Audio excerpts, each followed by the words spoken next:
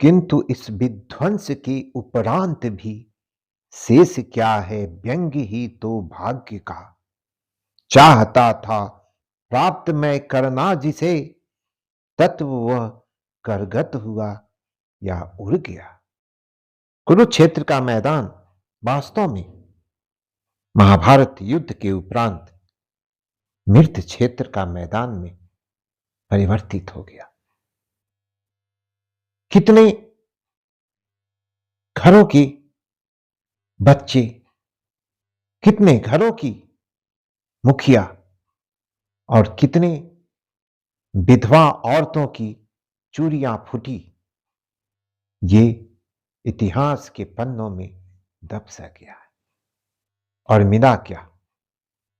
इस सवाल के उधेड़ बूंद में रामधारी सिंह दिनकर ने युद्ध के अस्तित्व पर सवाल खड़ा किया। आइए रश्मि रथी के अनमोल रचयिता रामधारी सिंह दिनकर की काव्य कुरुक्षेत्र के प्रथम सर्ग के दूसरे भाग को गाएं।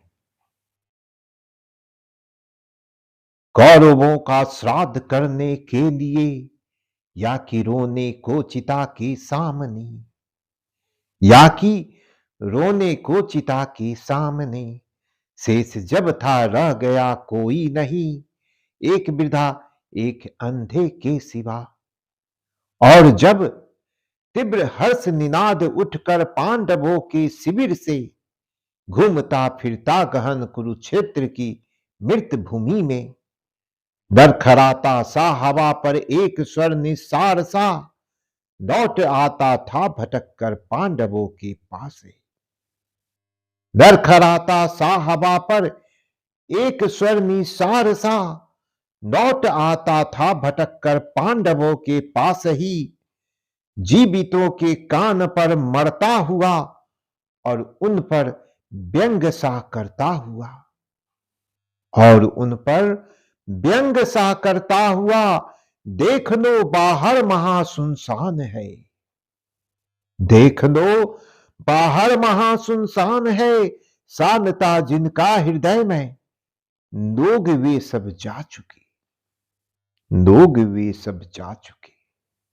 हर्ष के स्वर में छिपा जो व्यंग है, कौन सुन समझे उसे, सब लोग तो अर्धमृत से हो रहे आनंद से।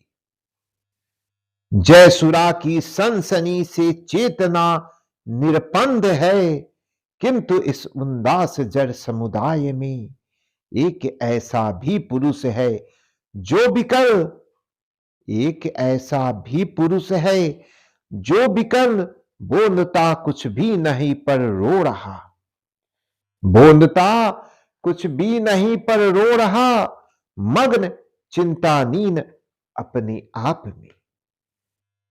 सत्य ही तो जा चुके सब लोग हैं, दूर इसया द्वेष हाहाकार से, मर गए जे वे नहीं सुनते इसे, हर्ष का स्वर जीवितों का व्यंग है, हर्ष का स्वर जीवितों का व्यंग है।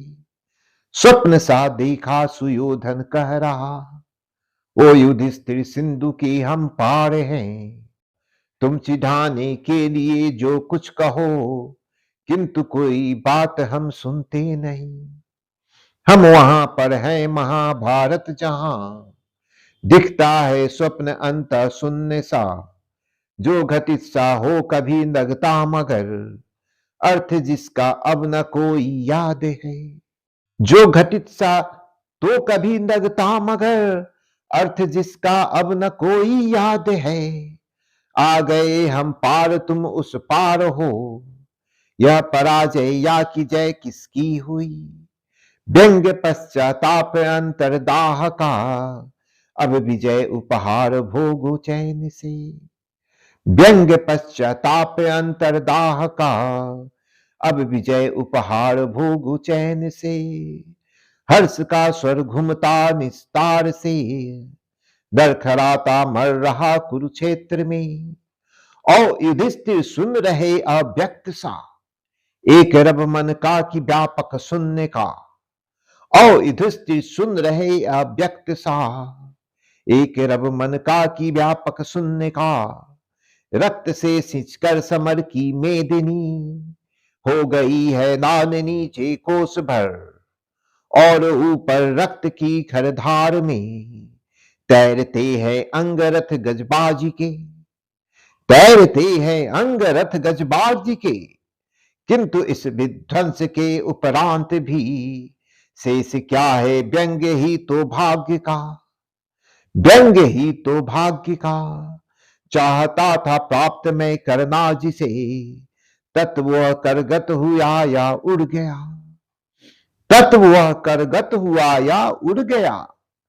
सत्य ही तो सृष्टिगत करना जिसे, सत्य ही तो मुष्टिगत करना जिसे। चाहता था शत्रुओं के साथ ही, उड़ गए थे तत्व मेरे हाथ में, व्यंग्य पश्चाताप के वन छोड़कर। उड़ गए थे तत्व मेरे हाथ में, व्यंग्य पश्चाताप के वन छोड़कर। यह महाभारत वृथा निष्फल हुआ, यह महाभारत वृथा निष्फल हुआ। उपज्वलित कितना गरन में व्यंग्य है, पांच ही असस्नु नर के द्वेष से, हो गया संहार पूरे देश का। द्रौपदी हो दिव्य बस्ता निकृता, और हम भोगे असमय राज्य वह, और हम भोगे असमय राज्य। पुत्र पति हीना इसी से तो हुई, कोटि माताएं करोड़ों नारियां। रक्त से छाने हुए इस राज्य को, ब्रज हो कैसे सकूंगा भोग में।